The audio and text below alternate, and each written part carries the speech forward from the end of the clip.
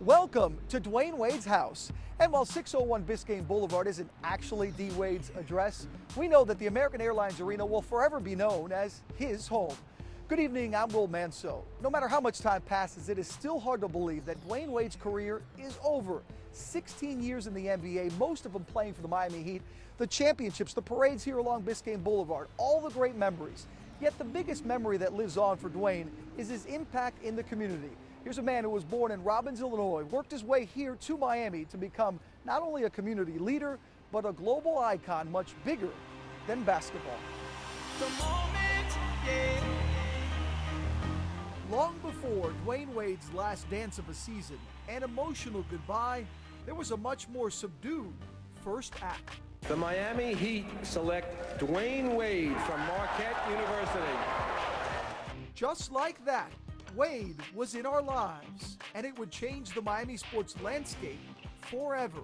The night his name was called in New York during that 2003 draft, he joined Local 10 to talk about being selected by the Miami Heat. When I was up there, Pat Riley was telling me the kind of player that he wanted to bring in. And, you know, when he got done, I told him, I said, well, it sounds like you're reading my bio because that's the way I play, and hopefully I can bring the same thing to the Miami Heat. We knew that Wade was a star at Marquette, leading them to a Final Four.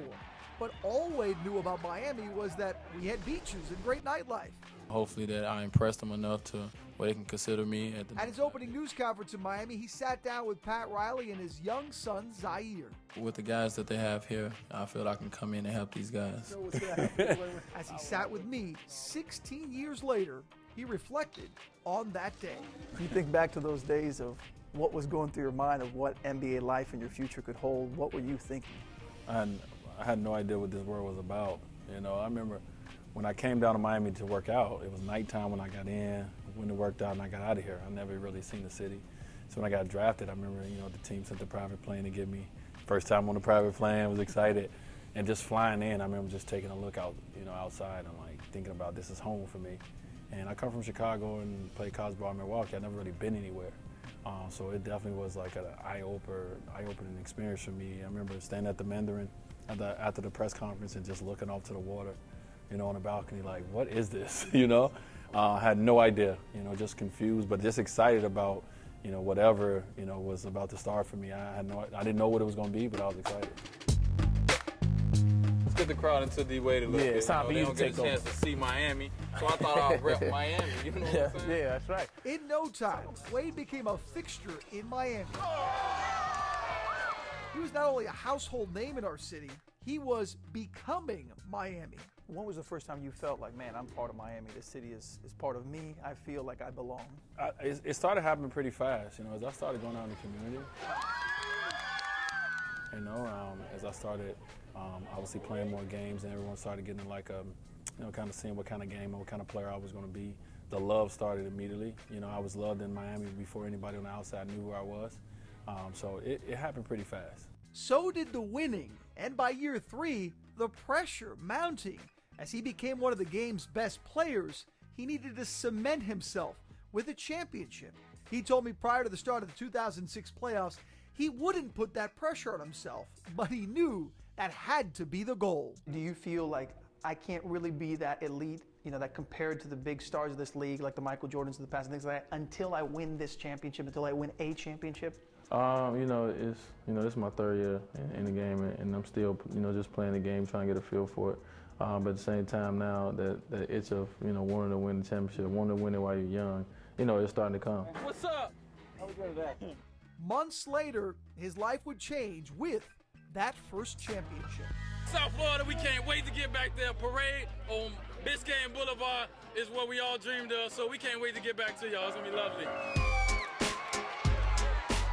That championship parade would change his legacy forever.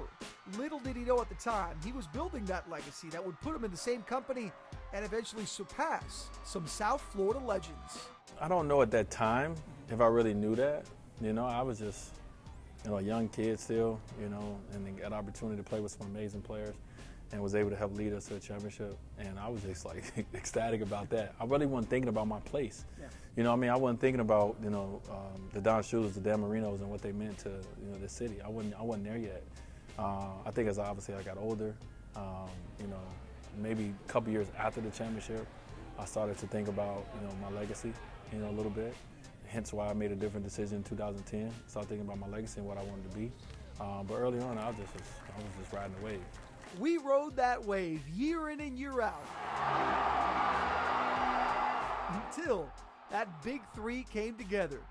It was all about D-Wade, LeBron, and Bosh, but still at heart, we knew Dwayne was ours. He was our player from our city, no matter where his birth certificate said he was from. There's a lot of kids in Miami right now that will grow up and they will be saying that Dwayne Wade is from Miami.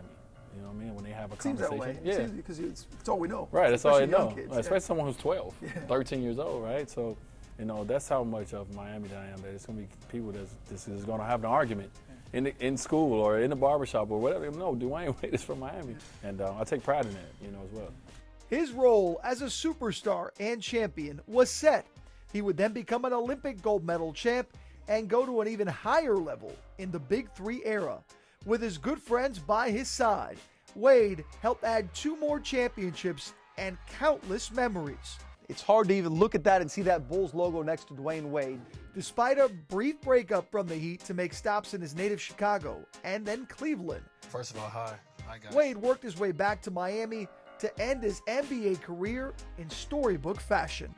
His last dance season didn't end in another championship, but by the time he stepped off the court one last time, it felt that way, because we all knew it was a celebration of a player who brought us those incredible moments so many times throughout his career.